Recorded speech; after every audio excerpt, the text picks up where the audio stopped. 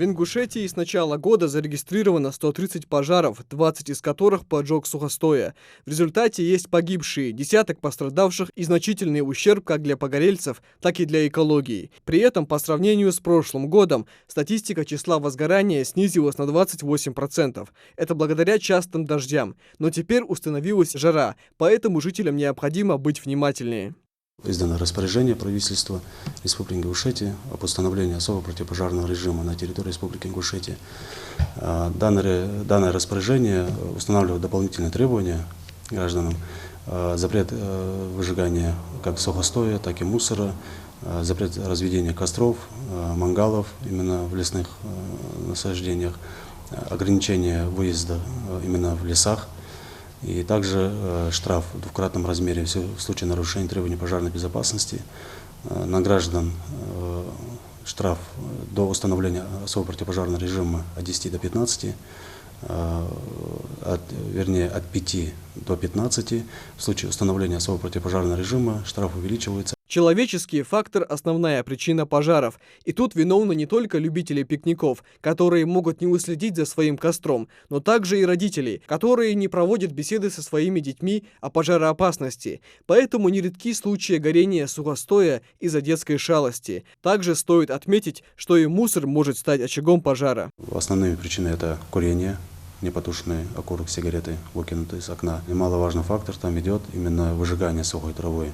Зачастую население, чтобы не скосить траву, не утруждаться, нашли способ такой, самый легкий, это поджигать ее, выжиганием убрать.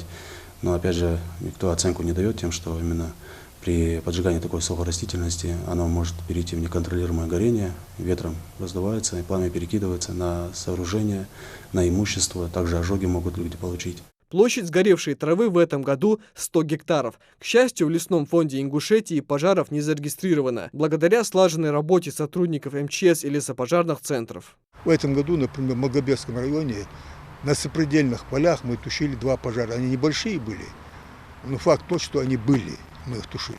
Перед началом сезона лесопожарные центры республики провели ряд мероприятий в пожарной части. На сопредельных полях с лесом были проведены опашки, разрывы и санитарные работы по ликвидации сухостоя. Помимо этого, лесники провели разъяснительную беседу с местным населением. Несмотря на всю предосторожность, в случае ЧП они готовы молниеносно встать на борьбу с огнем. Как никогда у нас полностью мы имеем оборудование, мы имеем технику.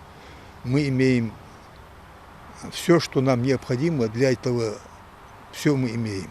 Единственное, если мы сами по нашему разгильдяйству не поступим, то пожара мы не должны допустить, все у нас имеется. В МЧС напоминают, при несоблюдении требований пожарной безопасности люди могут нанести непополнимый ущерб экологии республики, а возможно и лишиться здоровья и жизни. Если вы стали очевидцем пожара, незамедлительно звоните в пожарную охрану и сообщите точное место возгорания. При наличии средств тушения можно приступить к ликвидации огня до приезда МЧС. Микаил Тангиев, Адам Гулоев, Джамалил Султыгов. Новости 24.